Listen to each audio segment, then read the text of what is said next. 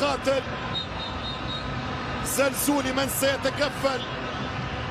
هل يرسم الأفراح على قلوب المغاربة أم يواصل حمزة الصمود والفراعنة المضي لحلم الثانية تواليا في كأس الأندر 23؟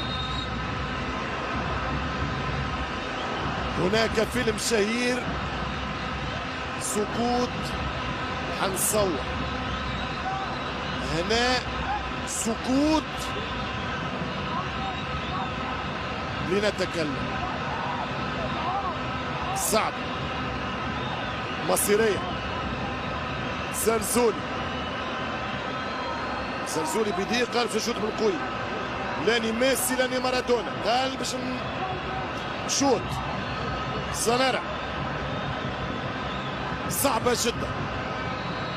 الوقت الإضافي، كرة الكأس، بعدها تبقى ربع ساعة اكسترا تايم. بماذا سندخل الشوط الإضافي؟ 1-1 ولا 2-1؟ جول جول جول جول جول جول مغربي بالهدف الثاني. الكل انتظر الزلزولي، ولكن جاءت القذيفة من القادمين من الخلف.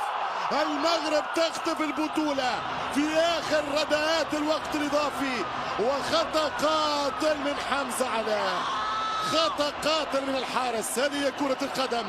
المنتخب المغربي في الوقت الإضافي سيطر، تفوق، خلق فرص، جاب كرة مخالفة. في الوقت الضايع من الإضافي يشوط المغرب ويفوت ويحط الهدف الثاني من أجل صعود البوديوم الذهبي. خطأ قاتل من حمزة اللي عمل دورة كبيرة، ولكن يصير في كرة القدم قوية قريبة.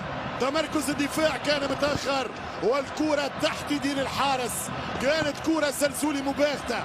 بهذه الطريقة حل شفرة الدفاع فكوا بهذه التمريرة، لأنه الكل العالم كان يستنى في زلزولي شوط، ولكن حط الكرة للرقم 14 أسامة.